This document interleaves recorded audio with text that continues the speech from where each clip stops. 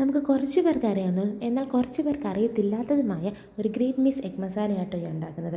ഭയങ്കര എളുപ്പം ഉണ്ടാക്കാൻ, അതുപോലെ തന്നെ ഭയങ്കര ടേസ്റ്റുമാണ് ഉണ്ടാക്കാൻ വേണ്ടിയിട്ട്. ഇപ്പോൾ ഗ്രീൻ പീസൊക്കെ നമ്മുടെ ഫ്രിഡ്ജിൽ വേവിച്ച് ഇരിപ്പുണ്ടെങ്കിൽ ഒരു ഈവനിങ് സ്നാക്കായിട്ട് ചെയ്യാൻ പറ്റുന്ന ഭയങ്കര എളുപ്പമായിട്ടുള്ളൊരു വിഭവമായിട്ടോ ഇത്.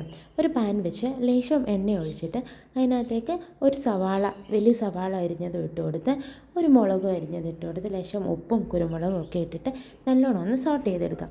ഒത്തിരി വെന്തൊന്നും പോവണ്ട, ജസ്റ്റ് ഒന്ന് സോട്ട് ചെയ്തെടുക്കുക. അതിനകത്തേക്ക് ലേശം മഞ്ഞൾപ്പൊടിയും കൂടെ ഇട്ട് കൊടുക്കുക. എന്നിട്ട് നല്ലോണം ഒന്ന് മഞ്ഞൾപ്പൊടി മൂപ്പിച്ചെടുക്കുക. അതിനകത്തേക്ക് സ്വല്പം ഗരം മസാല ഇടുക. ചിക്കൻ മസാല ആണെങ്കിലും മതി, ഞാനിപ്പോൾ ഗരം മസാല ആട്ടോ ഇട്ടേക്കുന്നത്.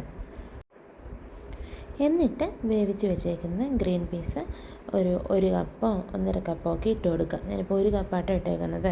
1 കപ്പ് ഗ്രീൻ പീസ് ഇട്ട് നല്ലോണം ഒന്ന് മിക്സ് ചെയ്തെടുക്കുക. അതിനകത്തേക്ക് 2 മുട്ടയും കൂടെ പൊട്ടിച്ചൊഴിക്കുക. അതിനകത്തേക്ക് തന്നെ ഒഴിക്കണം. എന്നിട്ട് നല്ലോണം മിക്സ് ചെയ്യുമ്പോഴാണ് ഈ ഗ്രീൻ പീസ് ഒരു കോട്ടായിട്ട് ഇങ്ങനെ വരുന്നുള്ളൂ. നല്ലോണം 2 3 മുട്ടയിടാം. ഞങ്ങൾ 2 പേരേ ഉള്ളതുകൊണ്ട് 2 മുട്ടയായിട്ടോ ഇട്ടത്. അതിനുശേഷം അതിനകത്തേക്ക് ചെറുതായിട്ട് അരിഞ്ഞ് വെച്ചിരിക്കുന്ന 1/2 തക്കാളിയും പിന്നെ കുറച്ച് മല്ലിയിലയും കൂടെ തൂക്കിയിട്ട് ഒന്നും കൂടെ ഒന്ന് ജസ്റ്റ് മിക്സ് ചെയ്ത് കൊടുക്കുക.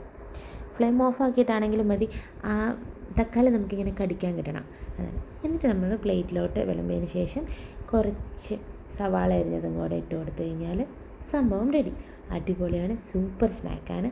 നമുക്ക് ഇപ്പം ഡയറ്റൊക്കെ ചെയ്യുന്നവർക്ക് നമുക്കൊരു ഈവനിങ് സ്നാക്കോ അല്ലെങ്കിൽ ഡിന്നറൊക്കെ ആയിട്ട് എടുക്കാൻ പറ്റുന്ന